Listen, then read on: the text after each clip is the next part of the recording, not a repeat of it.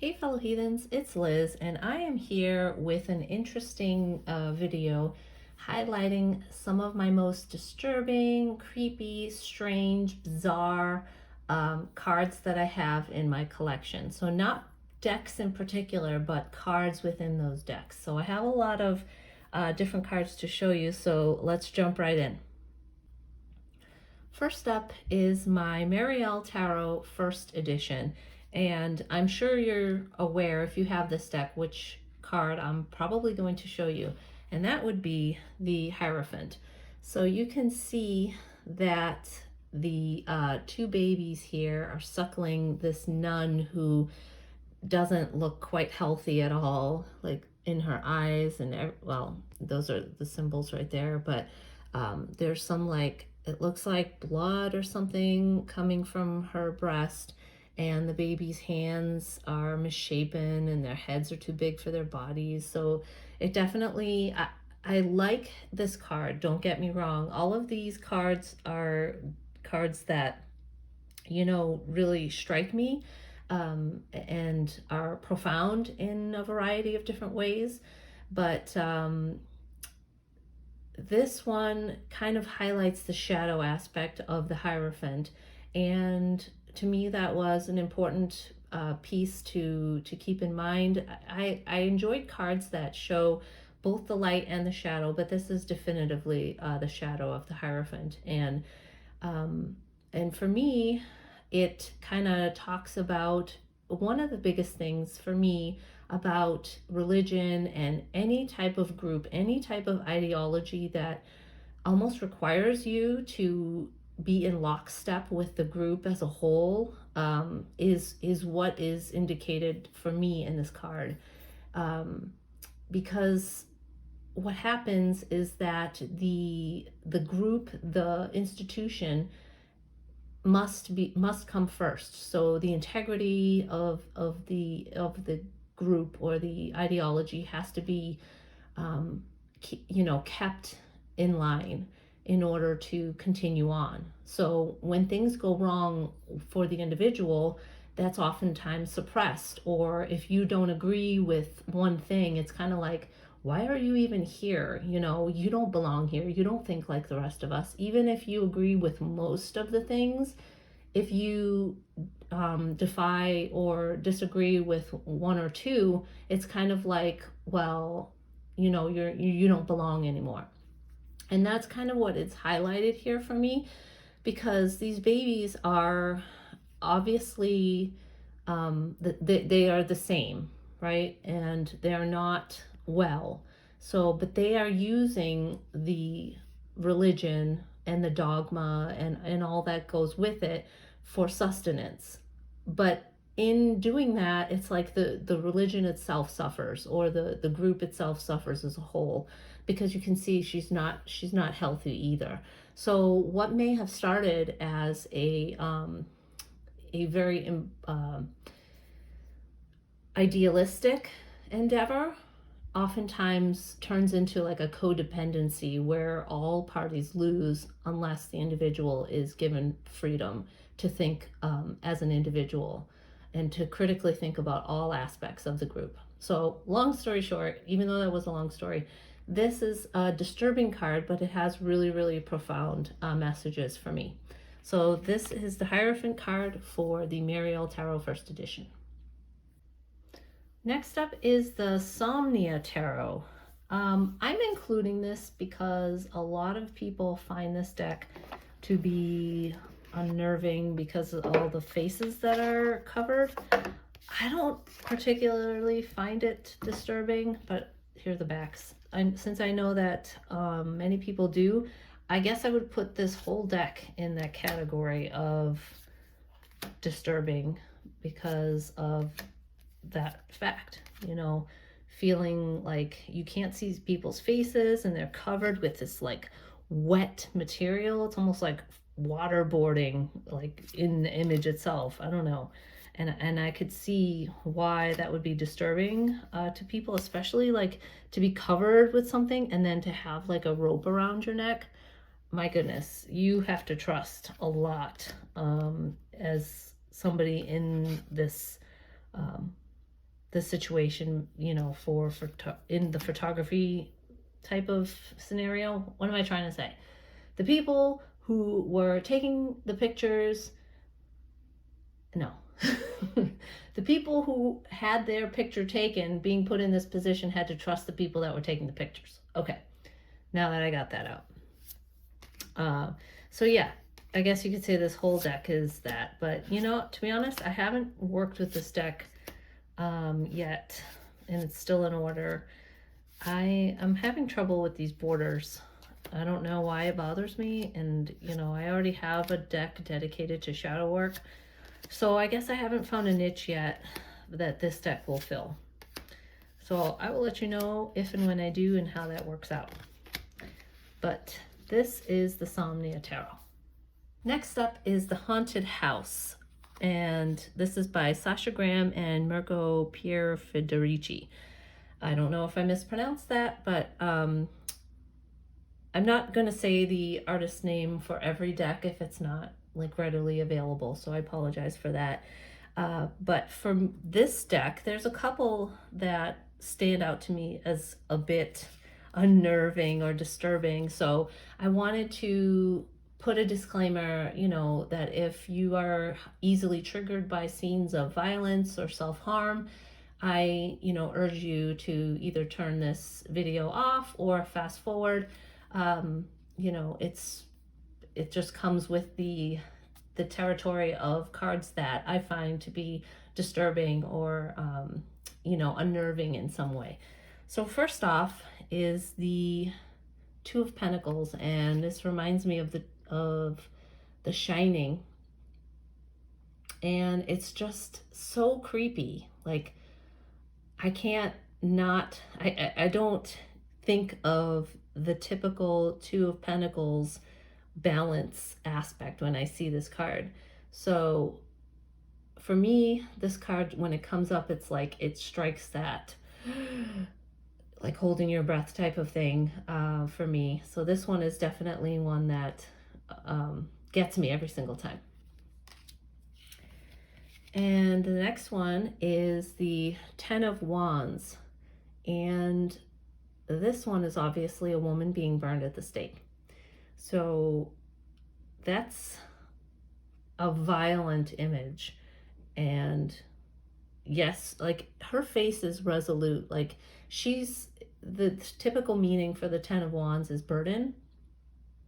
But this one isn't one that she can seemingly escape unless she's rescued in some way. But those flames are pretty high and they're engulfing her as we speak. So that one's a difficult one when that comes up. And the last one is the Ace of Swords, and this depicts self-harm. So this one, like typically when you think of the Ace of Swords, you think clarity, insight, something, some new idea that's come into play or into your mind. And you know, it doesn't show anything cutting, but in the background you see there's blood. So I don't know. I want to show you a little bit of the rest of the deck because I don't want to, by doing this video, like only show you the negative things, I guess. So I don't mind, you know, when this card comes up, but for some who have maybe perhaps had a history of this sort of thing or have known someone who either, you know, attempted suicide or engaged in any kind of self-harm, I could understand this card being triggering. So let me just show you a little bit of the deck so that you can see that it's not all bad. And I really do enjoy this deck. It's really cool in the quartz, or yeah, in the quartz, because like each suit has its own being. Like in the cups, they're angels. Swords, I think, are, this is Wands, and she's like a demon, I think. So there's vampires, demons, angels, and witches. So that's what it is. So there's so many in here that are like really evocative, and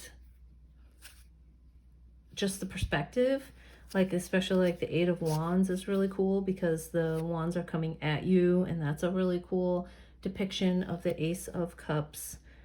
It's a great deck, all around deck, you know, for any type of work. This is the one I was talking about. It's really cool. But it, you know, you might like to use it around the fall, Halloween time frame, or for shadow work. You know, it's a really great deck. So by me showing you the cards that I find to be somewhat disturbing doesn't make me like the deck any less.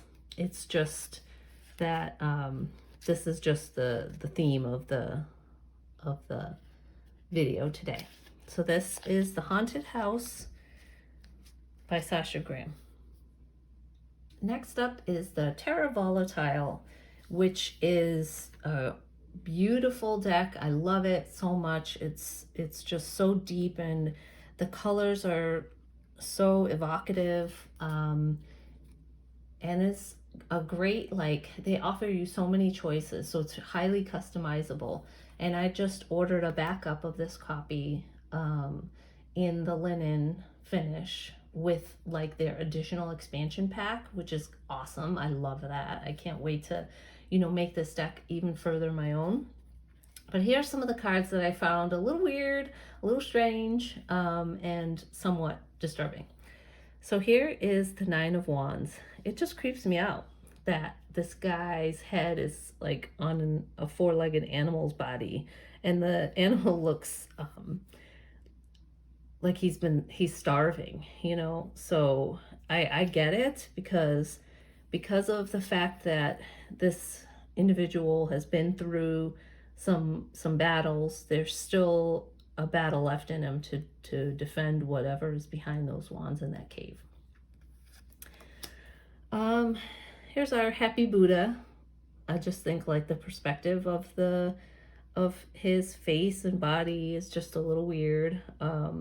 So it's not my favorite Nine of Cups, but I do want to say that the new expansion is going to have an additional Nine of Cups option, so that's going to be really awesome. So I will put a link to the website, but if you missed the pre-order, I apologize. Please go ahead and reach out to the creators. They are amazing. I've worked with Anna a couple times, and they are just so accommodating.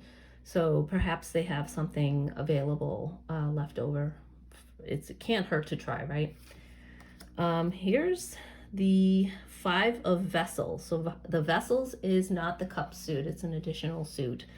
And you can see that there's a lot of mutilation going on. So that's quite violent and disturbing. And he's been beheaded. His head is gold. So I haven't looked up the definitions, like what the meaning is behind a lot of these cards. So this is merely just going through the decks and picking out the cards that strike me as, scratching your head type of thing. This Rebirth card, there's a lot of carnage down here, skeletons and everything, but like there's like new growth coming onto the skeleton. So it's almost like the rebirth is not natural. It's very unnatural and against the laws of humanity kind of thing. That's what it makes me think of, because he's obviously not growing into something that we would recognize as normal. So yes, there's a rebirth from death. It's like Pet Cemetery. It's like what comes back is not something that should be alive and walking around. So that's kind of that's what it reminds me of in this card. And the Temptation card, this is the Devil card. I just find it to be like the depths of hell. Like look at these masked figures here, and they're chained. Yes, I think you can see that I'm not sure actually, the chain looks pretty tight, so it's not like they can escape. But it just reminds me of like when I was younger, and I was like kind of snooping around my parents had this like whole library of encyclopedias, and I was snooping around, and I found like in the way back, like behind the encyclopedias, I found this old hardcover book of Dante's Inferno. And I was a young kid at the time. So I'm like, you know, secretly flipping through this book, and I'm seeing all these images of like the layers of hell. And it was just so like, oh my God, what is this? It was like demons and devils devouring humans. And it was one of those like moments in time, like of something turning as a child. Like I definitely tasted fear that day. So this card kind of reminds me of that experience. So yeah, but let me just show you a little bit more of the deck. It's awesome. It's flipping amazing. So I have like separated by this card. I have separated the extra cards that I don't use. So I just love it's so sophisticated, and I love the blending. The collage work is so great. And like I love the vessel suit. It's just another element to add to your readings. And you don't have to like look online. They have like a guidebook online for each card. And you don't even really have to unless you wanted to. You could work with this right out of the box. And it's just like, come on, look at that. It's just gorgeous. Like, I love it. It's so, oh, here's another devil card. And yes, this is disturbing too, but at least, I don't know, his eyes are bleeding, but oh, you know, there's a lot of devil cards that I'm going to be showing you today. And the devil card is typically supposed to be disturbing. So, you know, that's nothing, no real surprise there, but man, it's just like, wow, it's just awesome. So anyway, it's a very thin linen finish, but because there's so many extra cards, it's almost necessary if you plan on using it and shuffling it. I just love it. It's great. So this is the Terra Volatile by, let me see, Credo Quia Absurdum. Next up, we have the Intuitive Tarot by Scylla Conway. This tarot deck has a lot of like otherworldly characters in it, so that in and of itself could possibly lead to cards that are interesting or out of this world in some way. So here's the Sun card, and you know, we have our creepy babies, as the community likes to refer to it, and the sun's rays are almost like hot cheese being pulled from the center of the sun. And it also reminds me of like the video by Soundgarden, Black Hole Sun. It's like they're just being like almost like stretched into the abyss or something like that. So this one is a strange one, and it, to me, you know, I get the sun and the warmth of the sun, but I don't know, it doesn't particularly warm the cockles of my heart when I see it. I get the point, and it's a good card when it comes up, but you know,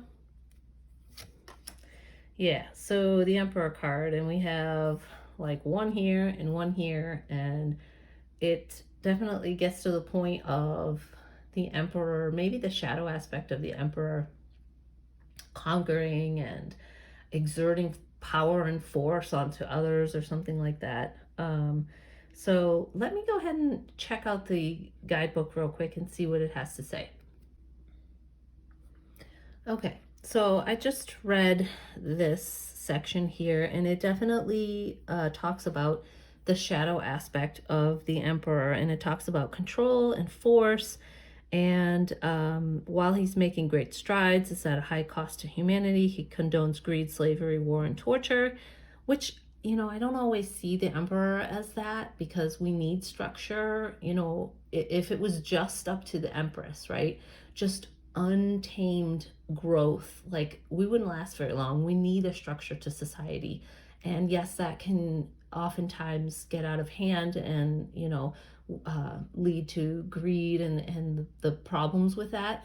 But I see the Emperor as just like the ego. It's a necessary control device to keep things in check, but it also has negative aspects to it. But it says here, he becomes the archetypal testosterone-driven male, his symbol, the Roman symbol of virility. So that's where that came from.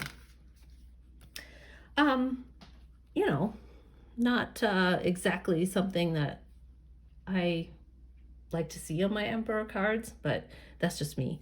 And I do enjoy like the symbols of progress and things in the background though. And here's the devil card. Like I said, there's several devils that we'll be talking about today.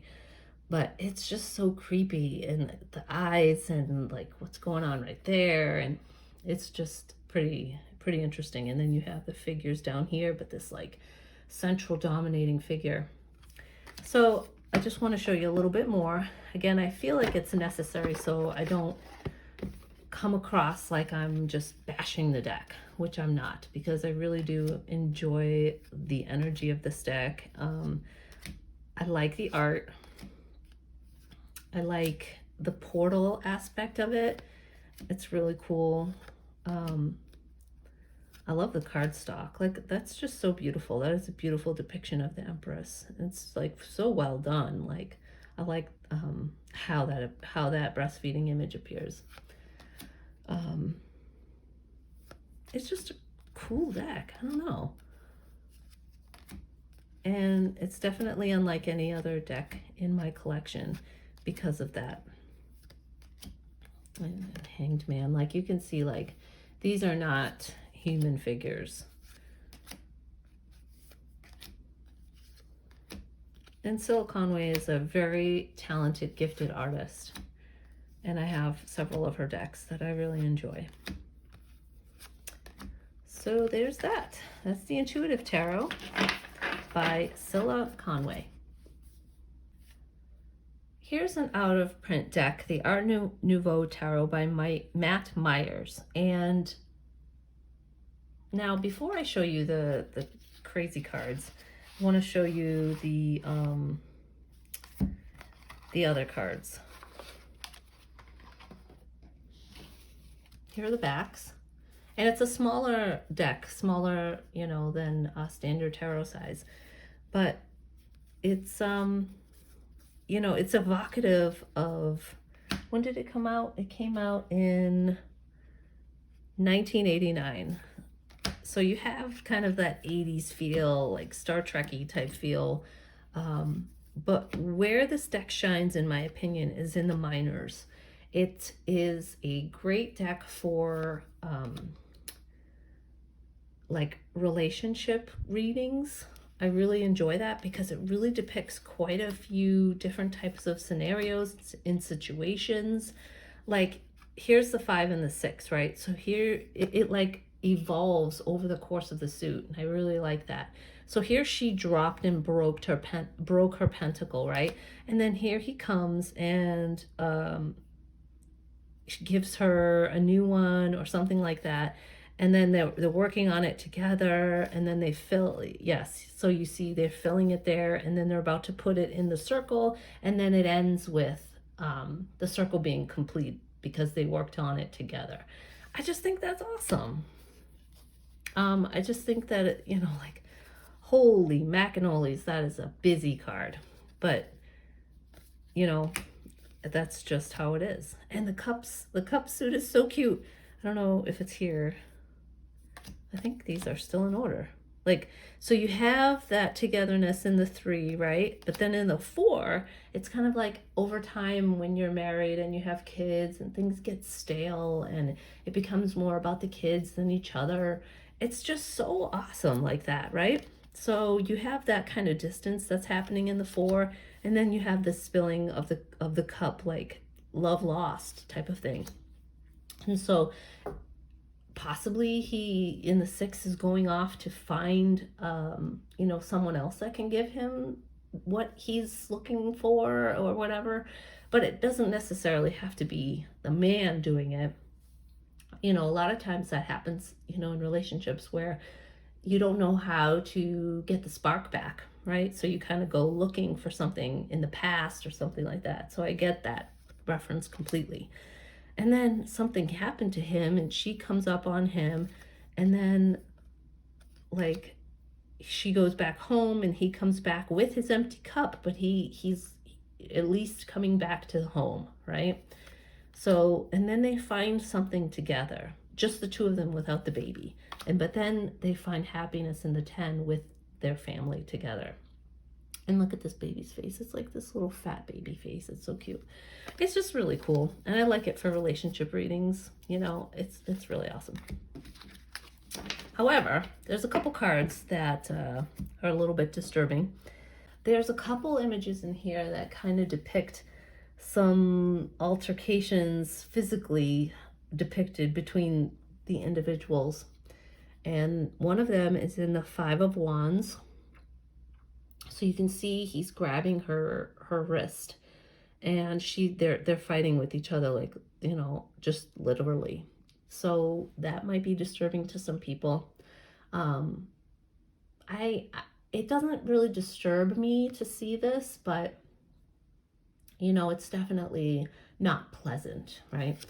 And then the other one is this one, like he's literally grabbing her from behind and she's fighting against him and feels trapped by him. So you don't have to take it literally. You can take it figuratively, like feeling trapped in a relationship, that type of thing, which totally works for the 8 of Swords. So those are just the 2 cards that I wanted to point out, but I just think this deck is really good for relationship work because it really highlights a lot of the different things that can happen within the course of a relationship. So that is the Art Nouveau Tarot by Matt Myers.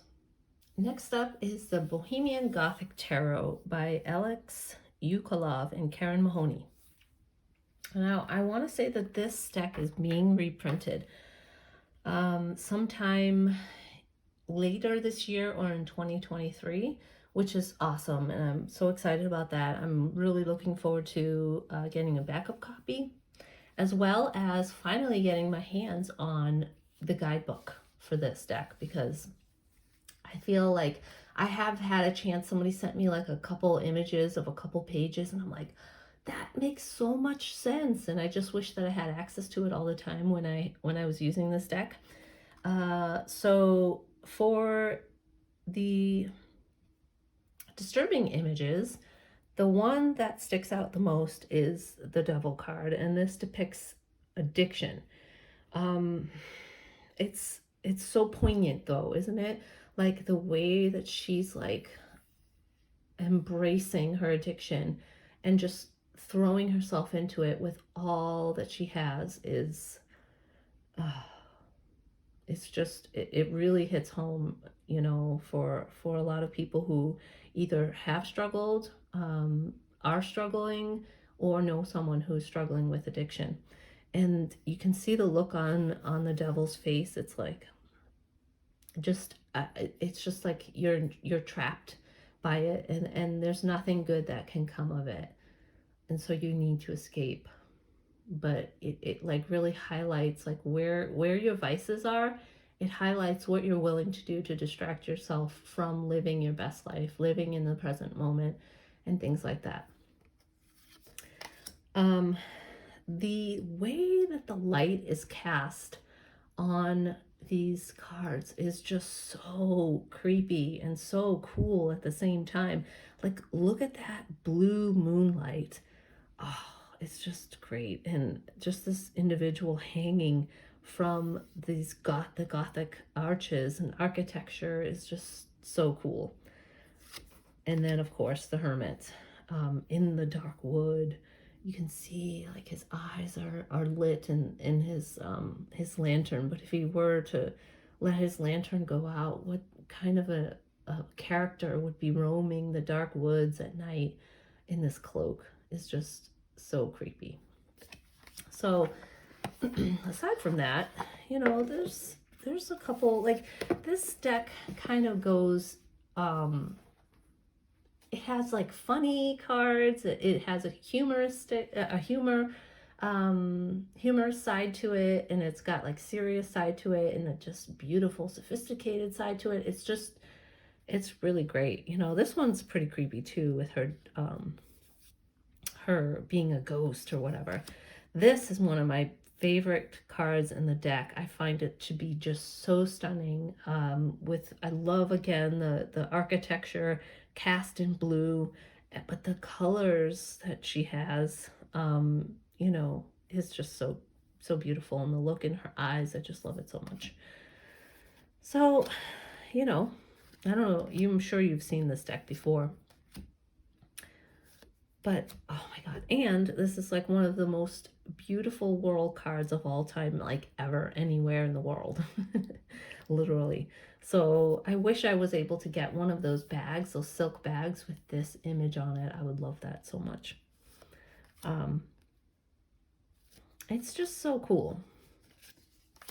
You know, so she's like going down into the cellar with her little goblet of wine or blood. You know, and this is kind of funny, like his face and stuff, but here's Johnny Depp drinking absinthe. It's just a great deck.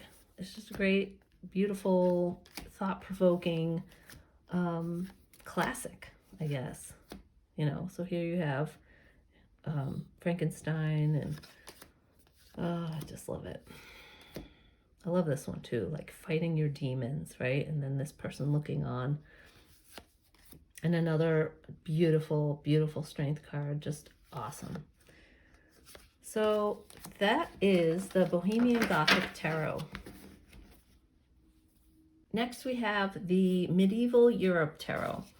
And this one has a couple strange cards, and that's what kind of makes it fun, because you like get to looking at the card and you pick up on things that you may not have seen before, because there's lots of detail going on. But for the cards that I find a little weird and bizarre, I want to start with the World. Like, she's just covered with all of these, like, I don't know if they're supposed to be indicative of the zodiac symbols, but there's like people and animals and everything going on there. And in this area here in the corner, you have the Garden of Eden, Adam and Eve before like the fall, before they ate of the tree of knowledge. So for me, that's an interesting addition to the card, because I find the world to be like, you've already gone through it, right? So the world is like long after this stage, and it's coming to a fulfillment despite the sins of the world and the growth that occurs because of it. So that's an interesting one. The 10 of Coins, these animals here are just like strange looking. This one is just, I saw this and I'm like, what? Like, what? And in the book, it talks about how curious the Page of Swords is, and like what he sees is incomprehensible. And you can see like here behind this, I don't know, the bars or whatever, you see this like maiden giving breast milk to this older woman. And I'm not sure what that could be, other than possibly like them thinking it was some elixir of life or something, and maybe she was ill. But it's just like, ew. That ain't right. So there's that.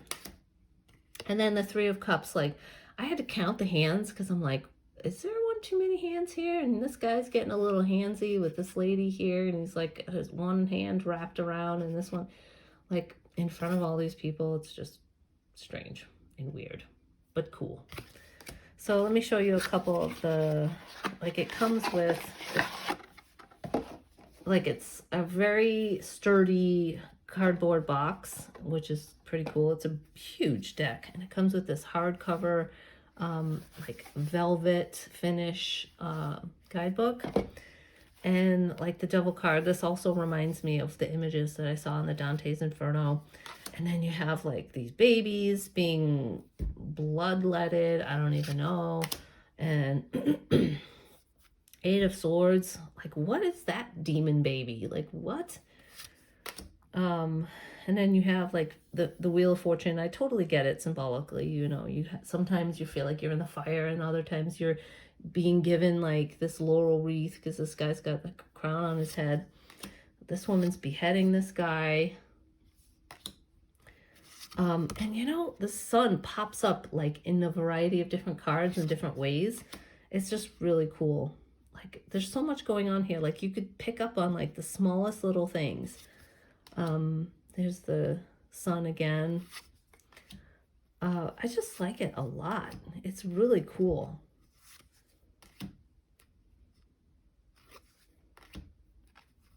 I don't know what else to say. Oh, and here's the image again from the World card of Adam and Eve. Like, you could read intuitively with this and pick up on things like, oh, there's a couple extra cards here too. The protection, which I don't typically use most of them. There's a couple of them that I like. I think there's like a lot of astronomical, astrological cards in here as well, like Venus and things like that. So anyway, there's a lot going on. It's really cool. Like this guy shows up a lot too. Anyway, and the cardstock is really thick and it's edged in this like matte bronze color. It's really cool. Backs are a little bit much, but that's okay. So this is the Medieval Europe Tarot by Vladimir Stranikov. Next up is probably a little bit of a surprise. It's the Morgan Greer Tarot, and I only have one card in this deck that I find to be unnerving. I wouldn't say disturbing, but it's more unnerving when I see it. That would be the Devil card. And like, I don't know what it is about this dark, like Baphomet or goat's head or something like that with the eyes like that, but it just looks so menacing with the, the upside down pentacle and this beetle here in the center. But what I do really like about this card is the way that the light is depicted here.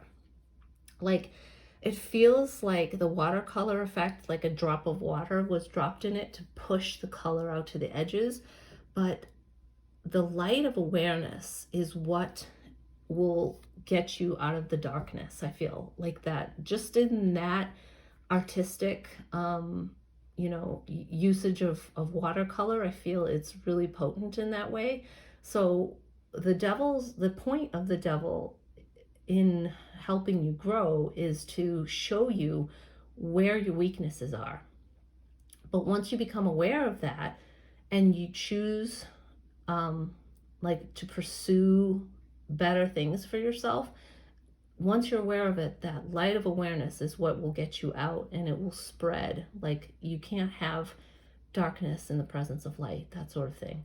So that card is from the Morgan Greer Tarot, and I don't have to show you the rest of the deck because it's awesome and it's classic.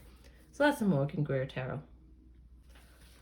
Next up is the Dark Grimoire Tarot, and I had this bag made. I love this deck for shadow work. I just finished the Emerging from Darkness shadow work workbook. Like, Robin Cole had sent, she's the creator of the Emerging from Darkness, and I used her worksheets that go through all like different shadows, like self-loathing, anger, shame, guilt, all sorts of things like that, fear, and there's like 4 different spreads for each shadow, and I just finished that maybe a couple weeks ago. So I was really happy to be able to merge all the cards back together, because what you would need to do for that deck is to shuffle just the majors, and that's what gives you each of your shadows, whatever comes up for that. And so you have to put the rest of the majors away and only work with the minors in response to that one card for that particular shadow, if that makes sense.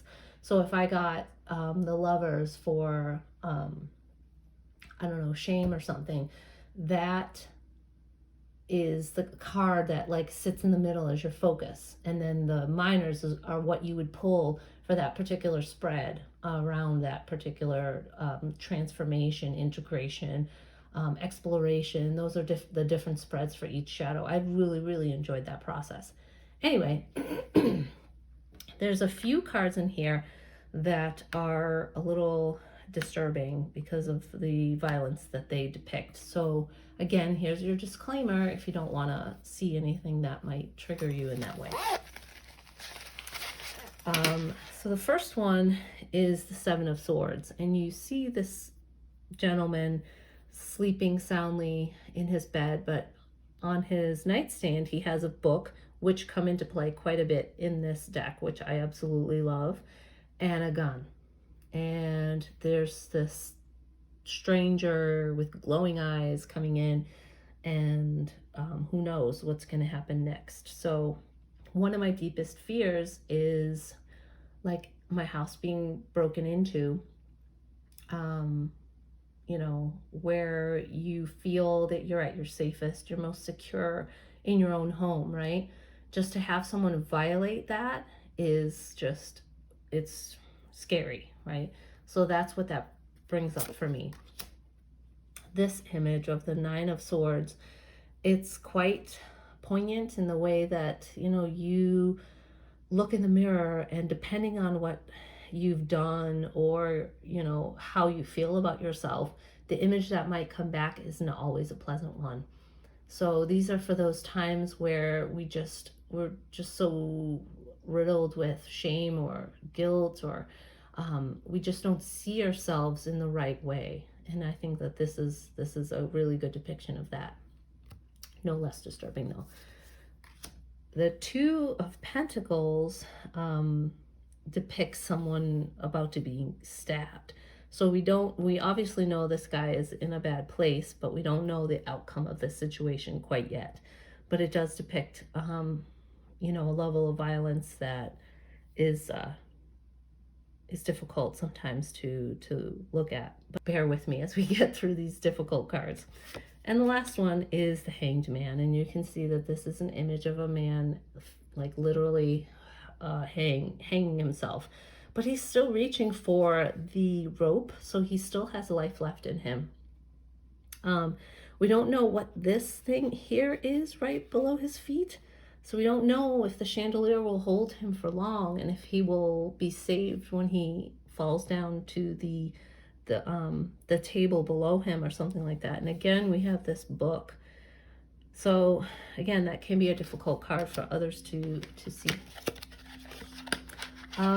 However, again, like I said, when I've used this deck, it has just come up like one card will mean so many different things depending on the card position and the reading itself. Like, it's amazing. Like, sometimes it's urging you to do the thing that it's depicting, and sometimes it's urging you not to do the thing that it's depicting.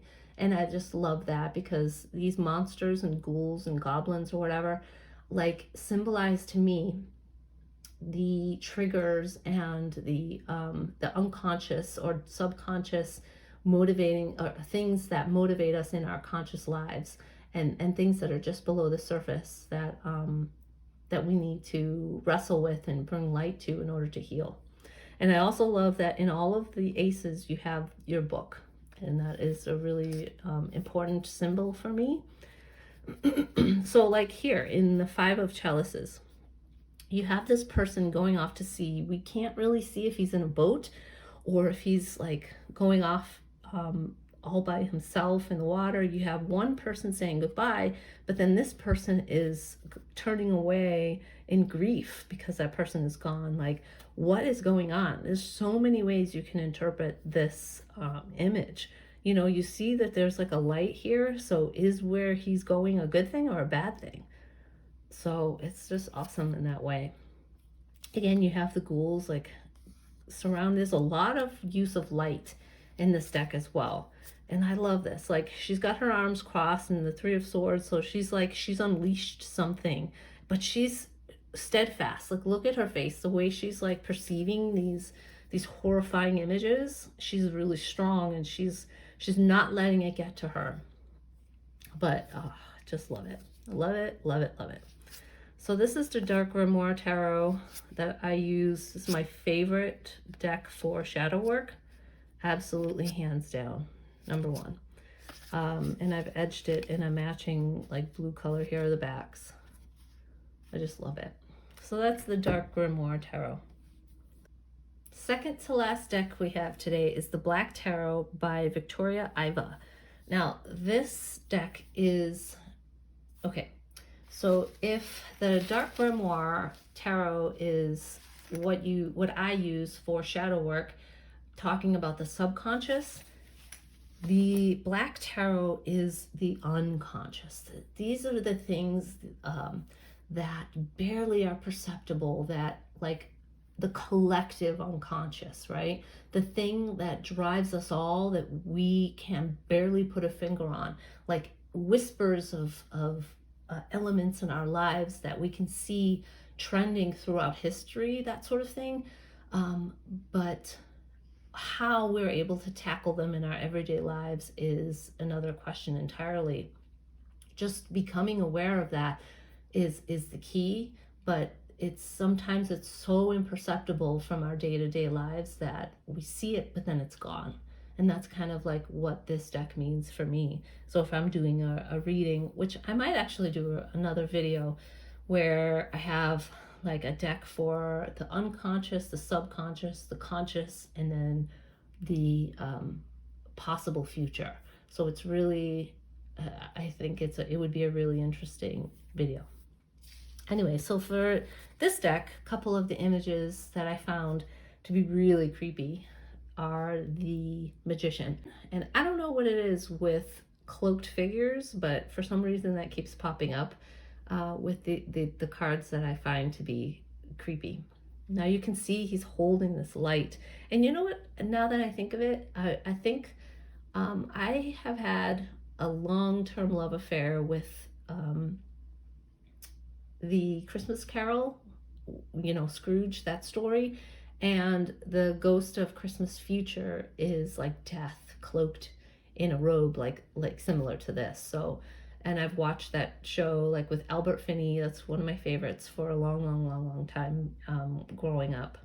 Anyway, the Magician is just, it's like so potent and powerful for the energy that one has in their grasp. This Empress card is just like, holy crap.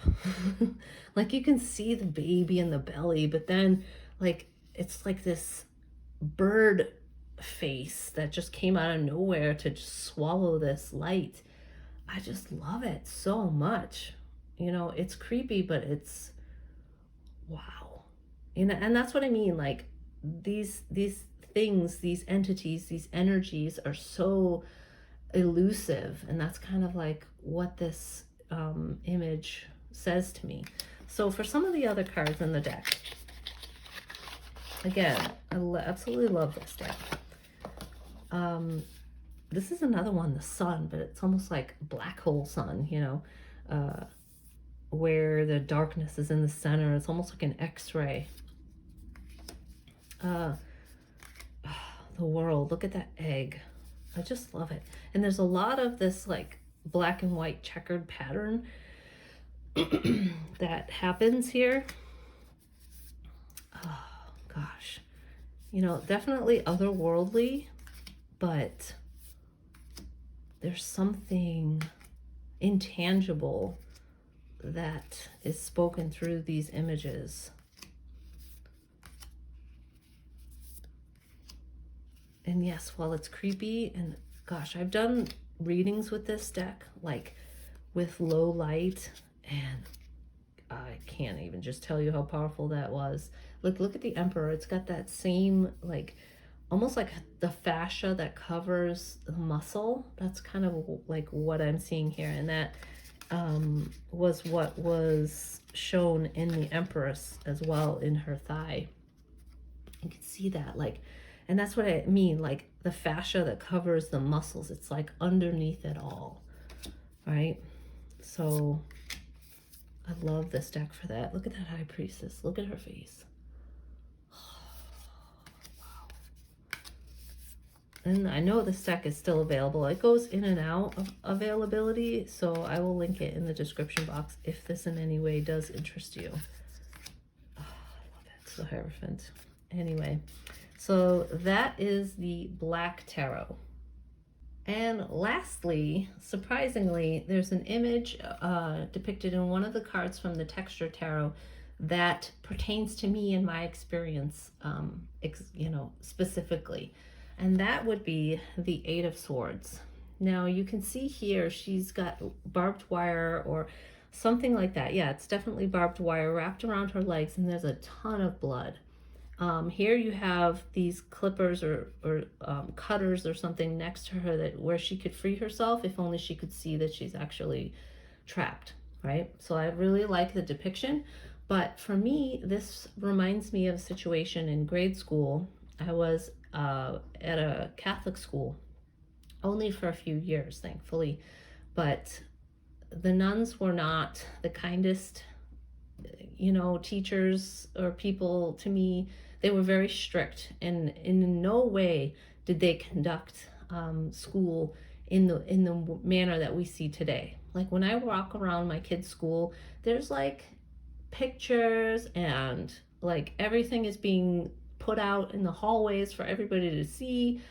Everything is just celebrated, right? All of the work that the kids do is celebrated, and that really helps motivate kids, right? But the walls in the Catholic school that I went to in grades like 1 and 2 were bare, like wood, dark, bare walls. And I don't know, it just felt very confining, and they were very strict, and they did not care about your feelings hardly. It was all about keeping you in line, and that was pretty much what the experience I took from it. Anyway, so one day at recess, there was like a black top, but the street sidewalk kind of went down where our blacktop was flat. So there was like this wall that had this fence that connected the street or the sidewalk to the blacktop. And what happened was I was kind of walking along the fence, minding my own business, and my legs slipped in between the concrete and the fence. So, and if I can draw this image in your mind, my leg was dangling from the concrete that was connected to the blacktop to the sidewalk. So there was a space between the concrete and the sidewalk. So that's where my leg was, and it was caught in the fence, right? And I was there for a good 10 minutes. Oops, sorry. I just banged the camera. Before anybody noticed, I was calling out for help. And like everybody, like they were like leaving, they were gathering up all of the kids to go back to school. And here I was still stuck. So finally, somebody came to help me. And then I went to the nurse and I got all bandaged up. I went back to class and I got shit for it. I got shit for being late. Like, I'm injured, lady,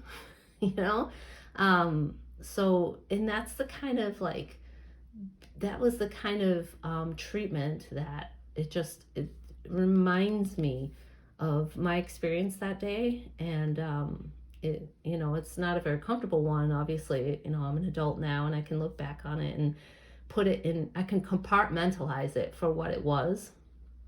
But it reminds me of the pain and the injury that I experienced that day. So let's just quickly go through this. This is actually the newer release, I guess.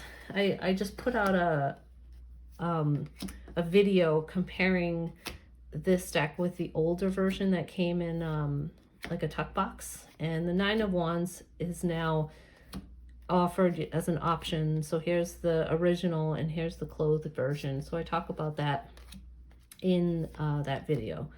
So I really like, I don't mind this cardstock, honestly. It's very cardboardy. This could be another image that some people like. Pico Boros, she does not like this image at all, and I think that's what keeps her from purchasing the deck, which I totally get. But I don't know. This bald guy with no pants on. I guess I can understand the Knight of Cups being like, he just goes by the seat of his pants, right? He just gets into things because that's where his emotions take him. So I totally get that. But it's a great deck. great workhorse, great overall deck for shadow work, for all sorts of things. Like, I really like this Five of Pentacles where there's holes here, but what could fill you is like in the sun here, or this light, but that light could be your own light shining back on yourself. So it's just really cool. And I like the Seven of Pentacles here too. I do enjoy this deck. So that is the last deck that I'll be showing you for cards that I found to be disturbing or creepy or bizarre or weird or whatever, all in good fun. So all of these decks obviously are in my collection and I still love and use them. So thank you for joining me for my most disturbing, creepy, weird, bizarre cards in my collection. And I don't know, do you have any cards that you find particularly unnerving? I'd love to hear about it. Share that in the comments. I will probably do another video highlighting some of my most loved or some of my most beautiful cards in my collection, so stay tuned for that. Until next time, I'll see you guys again soon. Bye. As always, thanks for watching, and if you found value in this video, please hit the like button and subscribe for more tarot-related content like this. Ring that bell to be notified whenever I upload new stuff, and don't forget to listen closely to the whispers of the heathen within that already has the answer and knows the path that's right for you. Until next time, be brave, be bold, be you. Bye.